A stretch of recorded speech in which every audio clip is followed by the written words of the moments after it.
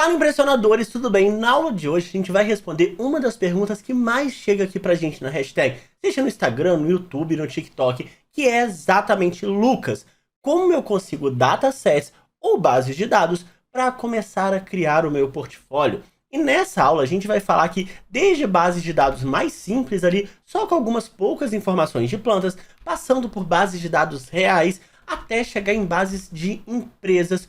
Tudo isso para você poder começar a criar o seu portfólio e já apresentar para recrutadores, postar no LinkedIn, postar no GitHub e conseguir aquele enorme diferencial em processos seletivos ou nas empresas que vocês já estão atualmente.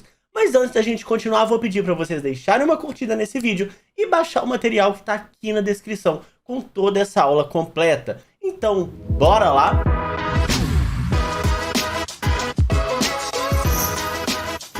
Quando a gente fala de datasets para você começar a criar o seu portfólio, é muito importante que a gente tenha desde datasets mais simples ali, com poucas informações bem tratadas, até datasets mais complexos, datasets de empresas, com vários tipos de tratamentos que a gente vai precisar fazer, informações faltantes, informações com problema. Por quê? Porque em cada um desses datasets a gente apresenta conhecimentos diferentes e a gente mostra ali para o nosso recrutador, mostra para a área que a gente está querendo aplicar os projetos, que a gente conhece desde coisas mais simples e básicas dos projetos de ciência de dados, até conceitos mais avançados, tanto de linguagem Python, quanto de estatística, quanto de negócio, ou até outras áreas que são importantes em ciência de dados. E Lucas, mas por que eu vou criar ali bases mais simples? Por que eu vou usar um dataset que seja extremamente simples? Porque lembra que não é só o especialista de ciência de dados que faz parte do processo seletivo. Inclusive, para você entrar ali num processo seletivo, para você conseguir se candidatar a uma vaga, você vai depender do RH, vai depender do time de seleção. E muitas vezes, bases mais simples conseguem atingir muito mais esse tipo de pessoa, esses profissionais. E aí, claro, realmente, quando você vai para bases mais complexas, aí você está direcionando o seu portfólio para os especialistas das áreas, para o especialista em ciência de dados, para o especialista em engenharia de dados, ou o especialista que vai trabalhar com vocês nos projetos. E tem também um objetivo muito diferente quando a gente fala de bases mais simples e quando a gente fala de bases mais complexas. Quando eu estou falando de bases mais simples, eu quero mostrar o conhecimento das bibliotecas. Então, mostrar que eu sei usar o Pandas, mostrar que eu sei importar uma base, mostrar que eu sei fazer ali uma análise exploratória do que a base está me trazendo, que eu consigo entender aquelas informações. Além disso, essas bases mais simples eu também posso utilizar para explicar algum conceito teórico. Então, por exemplo, tem uma coluna de texto na base e eu posso fazer um artigo falando como você trata colunas de texto, como você pode fazer esse tratamento, quais opções, quais ferramentas existem dentro da linguagem, e você atinge o que a gente chama ali de topo de funil, que é uma base muito maior de pessoas que podem ler o seu artigo, que podem gostar do seu artigo e que podem, inclusive, te recomendar para empresas. E, além disso, a gente pode também se aprofundar em algum método específico. Então, por exemplo, o One-Hot Encoder, que é um método de tratar variáveis categóricas. Olha, como você pode fazer isso, quais são as técnicas que você utiliza, quais parâmetros melhoram. Então, observa que bases mais simples permitem a gente falar muita parte da teoria, permite trazer muita coisa interessante para quem está começando em ciência de dados ou para áreas que não são tão especialistas. E aí sim, quando você entra na parte mais complexa, você pode criar projetos práticos de ponta a ponta. Então você está falando com o negócio, você está falando com a pessoa que está ocupando a cadeira que você quer ocupar. Além disso, nesse tipo de projeto, em geral, a gente acaba focando muito mais nas conclusões do projeto. A gente não vai falar, para importar base você faz esse e esse passo. Não, porque como é um projeto muito mais complexo, o foco é muito mais na resolução do problema e na apresentação dos dados. E a gente utiliza todos esses conhecimentos de forma conjunta e o grande objetivo é ali criar um storytelling, contar uma história com os dados para poder apresentar as conclusões que você chegou e apresentar as informações importantes que tinham naquela base. Então, minha sugestão é: criem projetos, desde projetos mais simples até projetos mais complexos, com objetivos muito claros do que você está fazendo em cada um.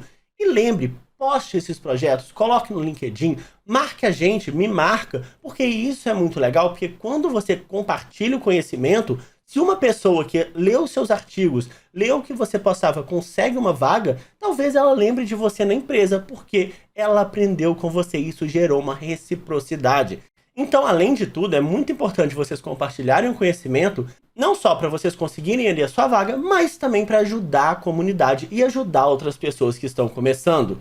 E aí, só para a gente fechar essa parte e realmente entrar nos datasets, quando a gente fala de bases mais simples, a gente tem um viés um pouco mais explicativo, explicando alguns conceitos, apresentando, e em geral a gente acaba fazendo no LinkedIn, no Medium. Já bases mais complexas, onde a gente escreve bastante, faz todo o nosso código, toda a resolução, em geral costuma ser muito mais GitHub, Kaggle, e claro, posso postar no GitHub e compartilhar no meu LinkedIn para outras pessoas verem e eu conseguir atingir mais gente ali com o meu portfólio. E agora vamos entrar realmente na parte das bases. Mas Lucas, eu quero ouvir de base, vamos falar de base. Beleza, vamos lá. E independente de qual base você estiver usando, alguns projetos podem ser feitos, seja na base mais simples até a base mais complexa. E são eles: a apresentação dos primeiros passos nas bibliotecas. Então, como eu importo uma base no Pandas, como eu faço uma análise exploratória, como eu utilizo conceitos do Scikit-Learn, tudo isso você pode fazer independente de qual base você vai utilizar. Além disso, análise exploratória dessa base, visualização e apresentação dos dados, criação de gráfico, criação de história com seus dados, se aprofundar em algum método para resolver um problema, tipo o que eu falei para vocês, são variáveis de texto, eu preciso tratar texto e transformar em número. Como eu faço isso? Qual método eu utilizei? Quais parâmetros eu utilizei? E como outras pessoas também podem utilizar esse método. Além disso, relacionar problemas da sua base com problemas de empresas reais. Então vamos supor que eu tenho uma base de entrega, uma base de logística que eu estou analisando ali quando existe atraso ou não. Magazine Luiza, Amazon, Mercado Livre, todas essas empresas também fazem logística. Então você pode citar ali, esse projeto poderia ser usado pelo Magazine Luiza, poderia ser usado pela Amazon, poderia ser usado por essas empresas. Inclusive no LinkedIn tem até a opção de marcar essas empresas para elas saberem que você consegue fazer coisas relacionadas ao dia a dia delas. E além disso, você também pode utilizar dados da sua base para apresentar conceitos estatísticos. Então fala de média, falar de mediana, desvio padrão, distribuição dos seus dados ali na base, e muito mais coisas que vocês conseguem fazer, só citando alguns exemplos muito rápido. E aí vamos começar a falar das bases, começando pelo dataset Iris do Scikit-Learn, que é um dos datasets mais simples que a gente tem e já estão diretamente dentro do Scikit-Learn, que basicamente vai nos dar informações ali de tamanho e largura da pétala e da sépala, para a gente tentar prever qual é o tipo de íris daquela base. E aqui tem uma imagem só para vocês entenderem, Então tem a íris versicolor, a íris setosa e a íris virgínica. Inclusive, essa foto aqui eu tirei de uma análise feita no Kaggle sobre essa base, onde a menina disponibilizou aqui todo o notebook que ela fez, então vocês podem acompanhar passo a passo aqui também. E é uma dica que eu dou: olhem o notebook de outras pessoas, pesquisem o que essas pessoas estão fazendo, até para vocês também irem evoluindo e melhorarem cada vez mais o portfólio de vocês. Beleza, esse aqui é o nosso dataset, tem todas as informações aqui. Não vou me alongar muito, só quero apresentar ele para vocês.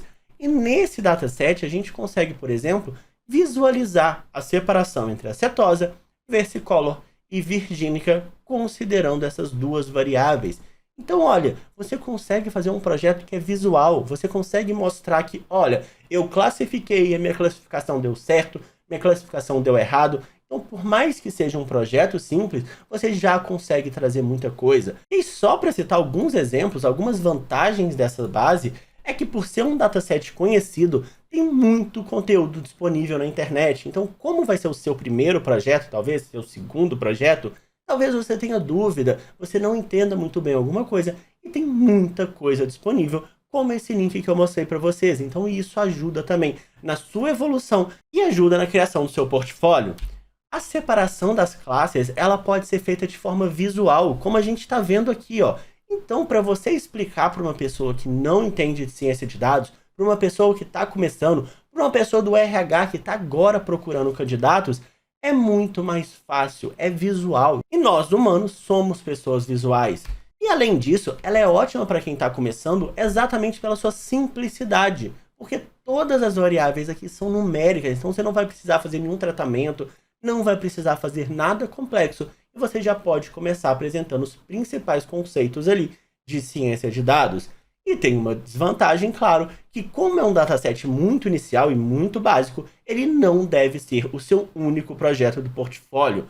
Sobre datasets muito básicos, como esse aqui, existe uma discussão de não vale a pena porque todo mundo tem, não sei se eu gosto, e vai depender muito de vocês. Eu estou apresentando para vocês, vocês sejam críticos em ver se vale a pena, se faz sentido ou não, mas como é um dataset muito básico, eu acho que é legal ter, porque vamos supor que o RH está olhando o portfólio de um monte de gente, e tem lá 80 pessoas e 79 delas fizeram o mesmo projeto, e você não fez. O RH pode ficar, nossa, mas essa pessoa não fez um projeto que é tão básico. Ou o RH pode entender de outra forma. Nossa, tá todo mundo fazendo um projeto igual, não sei se vai ser bom. Então, como a gente está lidando com pessoas, isso vai depender muito da empresa. Mas assim, claro, isso é a minha opinião, façam o que vocês acharem que é melhor, mas acho que faz muito sentido eu apresentar esse dataset, principalmente para quem quer começar a criar o seu portfólio.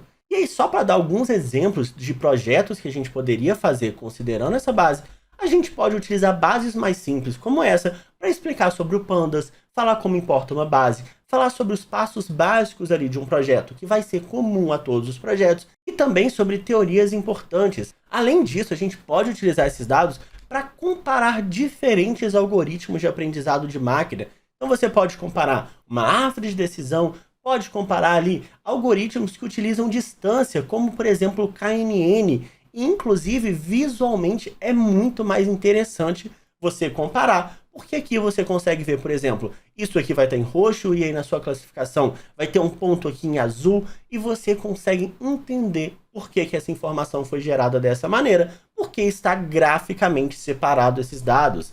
Além disso, a gente pode falar de análise de erro na classificação e muitas outras coisas, porque como é um projeto mais básico, a gente pode focar muito na teoria e pode focar muito mais nessas partes conceituais de ciência de dados. Agora a gente falou de classificação, eu quero falar de um outro caso de regressão.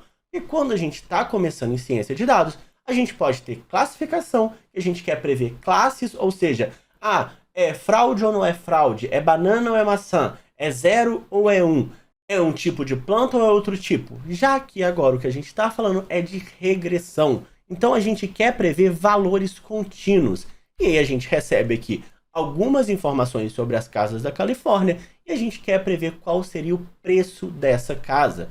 E aqui tem um gráficozinho só relacionando a renda mediana com o preço, e quanto mais informações a gente coloca nesse gráfico, mais visual ele vai se tornando. E aí, só para entrar um pouquinho nesse dataset, que também é um dataset básico, só que agora para regressão, ele também é bastante conhecido, ou seja, tem muito conteúdo na internet, e ele é um dataset simples, porque todos esses valores aqui são numéricos. Além disso, por ser um dataset inicial, ele também não pode ser o único projeto no seu portfólio, e tudo que eu falei para o dataset anterior vale para esse dataset. E se a gente for falar de oportunidades, a gente pode, por exemplo, comparar diferentes algoritmos de regressão. Então a gente falou de classificação, agora a gente fala de regressão para mostrar para o RH, para mostrar para a empresa que você está entrando, que você consegue falar tanto de classificação quanto de regressão. Então a gente pode comparar diferentes algoritmos, a gente também pode fazer análise de erro mais dentro da regressão, que é uma análise de erro diferente, porque não basta saber só se a gente acertou ou errou. A gente quer saber o quanto a gente está errando, como medir esse erro, se eu estou errando muito ou se eu estou errando pouco, e quais são as métricas de análise de erro dentro da regressão.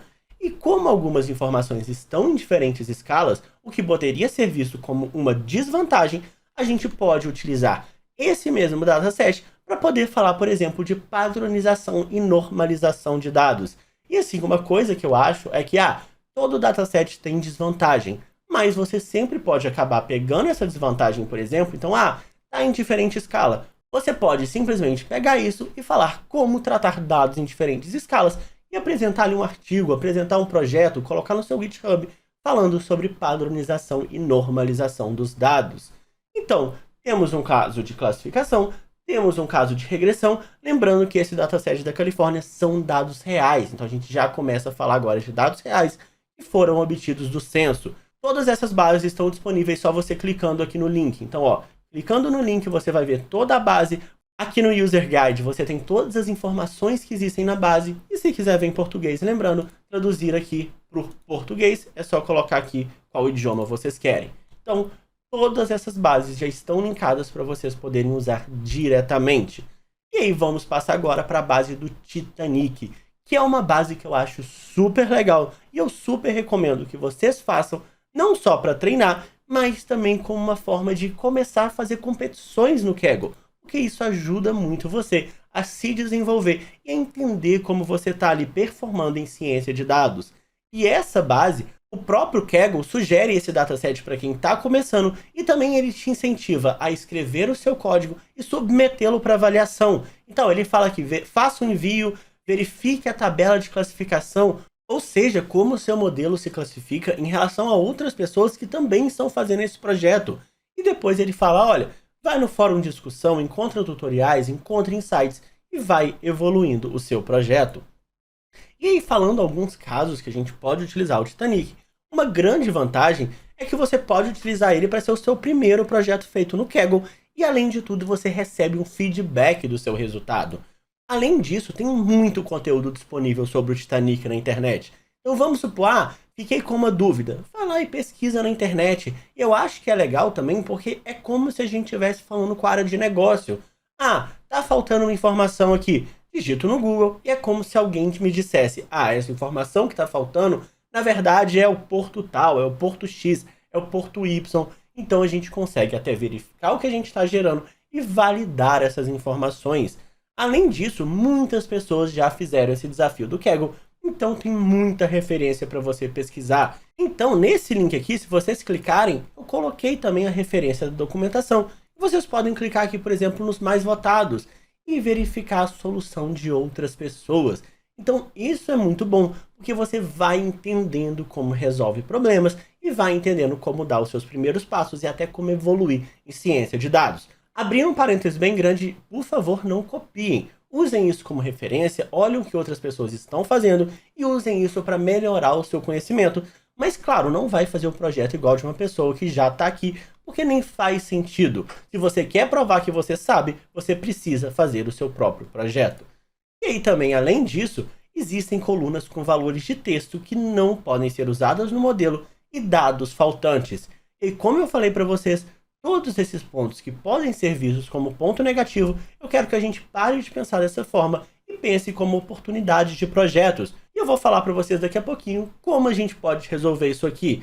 Mas antes, quais tipos de projetos a gente pode fazer? A gente pode falar sobre a cardinalidade dos dados, ou seja, será que o nome influencia em saber se o passageiro vai sobreviver ou não? Será que o ticket influencia em alguma coisa? Ou será que a gente só deveria eliminar essas informações? Além disso, a gente pode falar de transformação de variáveis categóricas, ou seja, de colunas de texto em valores numéricos. Então, isso aqui que a gente viu como um problema seria uma oportunidade de projeto que a gente pode fazer, uma oportunidade de artigo, uma oportunidade de qualquer coisa que a gente possa criar para o nosso portfólio. E essa transformação a gente chama geralmente de encoding. Lucas, não sei o que é isso. Fica tranquilo, vou deixar alguns links aqui embaixo para poder auxiliar tudo que eu estou falando nessa aula também.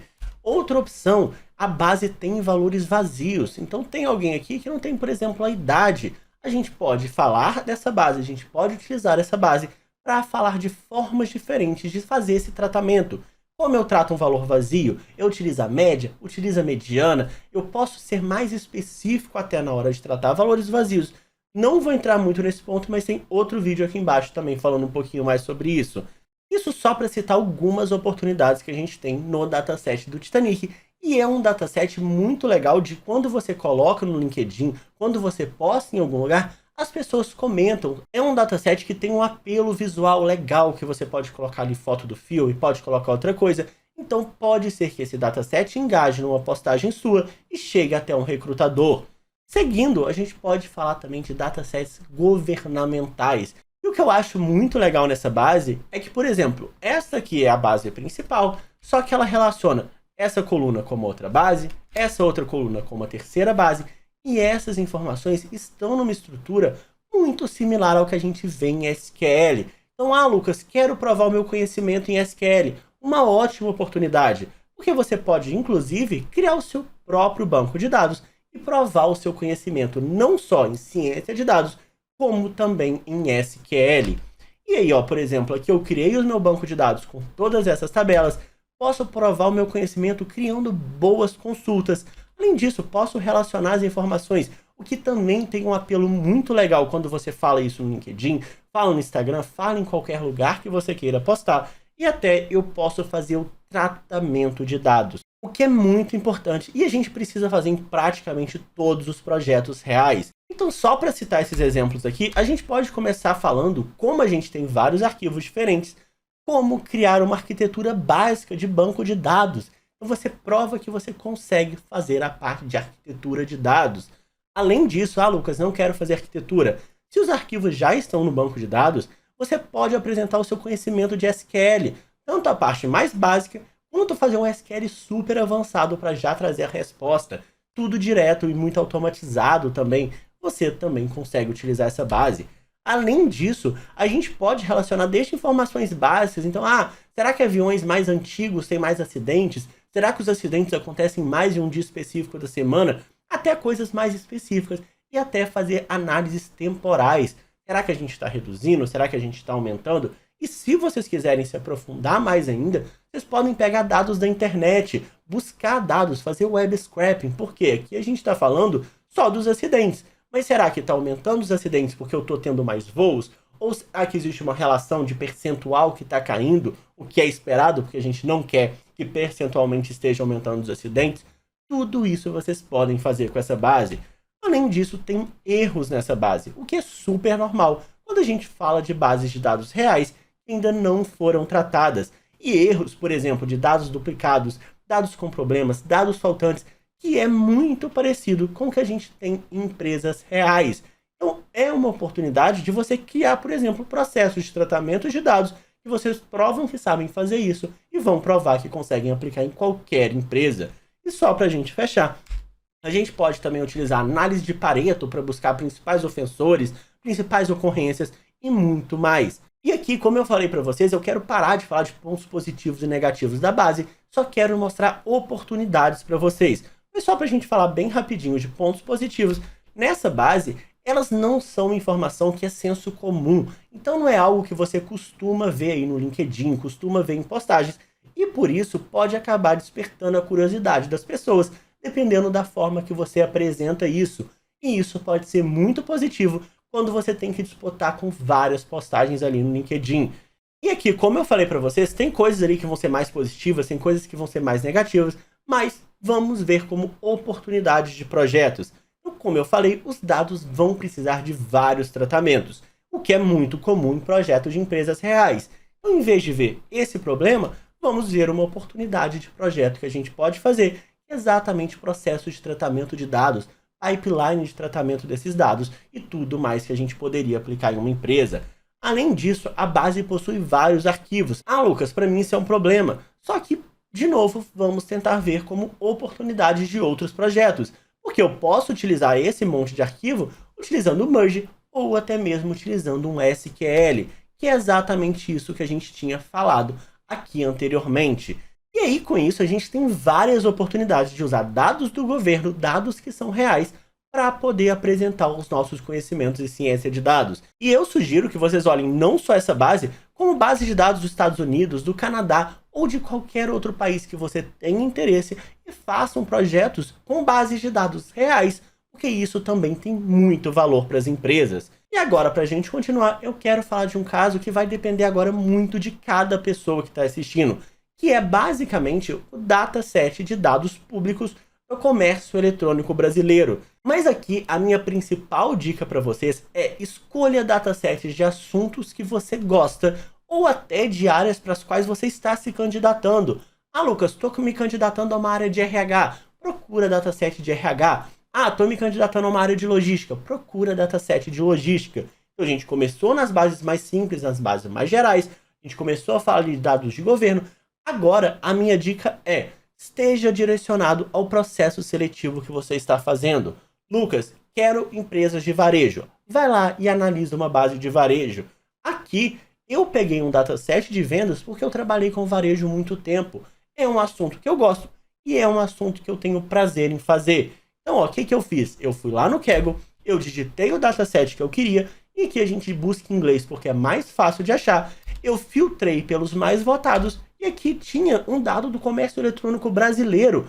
E eu achei muito legal, porque era do meu país, era algo que eu conseguia, então eu fui me aprofundar nessa base. Então a dica aqui é muito mais para você pegar datasets que você goste, buscar datasets que façam sentido com a sua realidade, do que esse dataset em específico.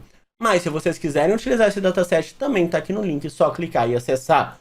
E aí, o que é basicamente esse dataset? É o dataset de compra que a gente faz na internet. Então, quando a gente compra, por exemplo, Americanas, Mercado Livre, outras lojas como essa, pode ter ali, esse produto é vendido por uma loja parceira.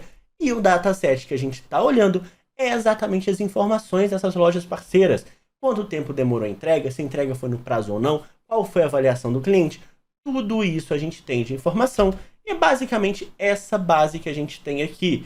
E de novo, a gente também tem bases em diferentes tabelas. E de novo, a gente também tem bases em diferentes tabelas. Então, novamente, uma oportunidade da gente trabalhar com SQL. E essa base aqui, eu já fiz projetos dela e, por exemplo, eu consegui relacionar o atraso na entrega com a avaliação média. Observa que quando eu chego aqui e eu começo a atrasar, eu caio exponencialmente a satisfação do meu cliente.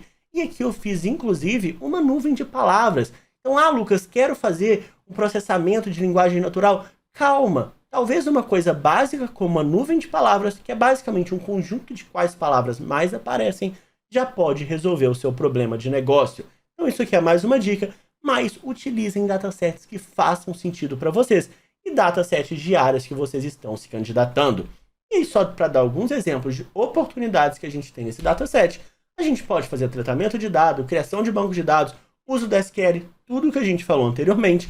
Além disso, em projetos como esse, onde a gente está analisando, a gente está criando uma base e está contando uma história, a gente precisa trazer boas conclusões relativas ao negócio. Então a gente não vai focar em explicar como eu faço uma importação da base, como eu uso para tratar variáveis de texto, não. A gente foca muito menos no como e muito mais no resultado obtido. Além disso, a gente pode buscar insights ali que não vão ser tão óbvios e apresentar essas informações, apresentar esses dados contando uma história envolvente. Então agora a gente também pode falar de storytelling com dados, pensar em como apresentar isso para o seu negócio, como apresentar isso para um recrutador, ou até como apresentar para o seu público do LinkedIn que tem interesse na área de vendas. E até como essa base possui comentários em textos dos clientes, a gente pode analisar o que os clientes estão mais reclamando, o que os clientes estão gostando da sua base e utilizar isso, por exemplo, para relacionar com atraso de entrega, para relacionar com uma entrega adiantada ou para relacionar com alguma coisa que você acha que faça sentido com a área de negócio. E só para fechar alguns exemplos, outra análise interessante é a gente relacionar o tempo de atraso com a satisfação do cliente, como eu mostrei ali para vocês, ou até mesmo criar um modelo de previsão de vendas. E olha que agora, como é uma base muito mais aplicada, você pode fazer esse projeto e falar, eu poderia aplicar isso para o Magazine Luiza, para o Ponto Frio, para Americanas, Amazon, Mercado Livre e várias outras empresas. Então agora a gente realmente está focando na área que você quer seguir. E agora, só para a gente fechar também, uma sugestão muito legal é utilizar dados reais disponibilizados pelas empresas em seus próprios sites.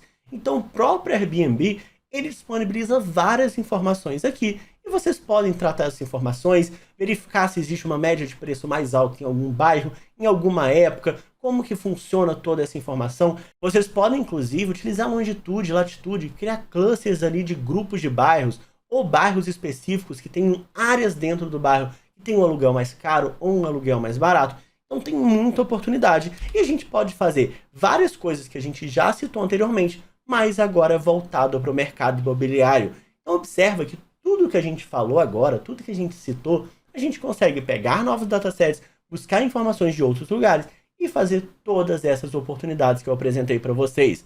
E agora é a sua vez. Escolhe uma dessas bases, começa seu portfólio, começa a criar algo, seja um artigo, seja algo ali no GitHub mesmo, escrevendo mais código, alguma coisa no Kaggle, mas é muito importante que você dê esses primeiros passos e coloca aqui nos comentários o seu artigo, o seu projeto que você fez, ou o link do seu LinkedIn, GitHub, Medium, para a gente também poder compartilhar esse conhecimento. E eu vou adorar ver o que vocês estão fazendo e vou achar muito legal também se vocês utilizarem alguma dessas bases que a gente está sugerindo aqui. Então aproveita, coloca aqui embaixo para a gente poder se conectar e a gente acompanhar o que as outras pessoas estão fazendo. Porque essa, inclusive, é uma forma da gente aprender mais ainda e ganhar mais conhecimento e ficar melhor ainda como cientista de dados. Espero que esse vídeo ajude muito vocês. Se você não baixou esse material, baixa que está aqui na descrição. Deixa também seu like, eu espero vocês na próxima semana e vou deixar aqui na tela alguns vídeos com sugestões de temas relacionados que vão ajudar muito vocês em ciência de dados. É isso, muito obrigado e tchau, tchau!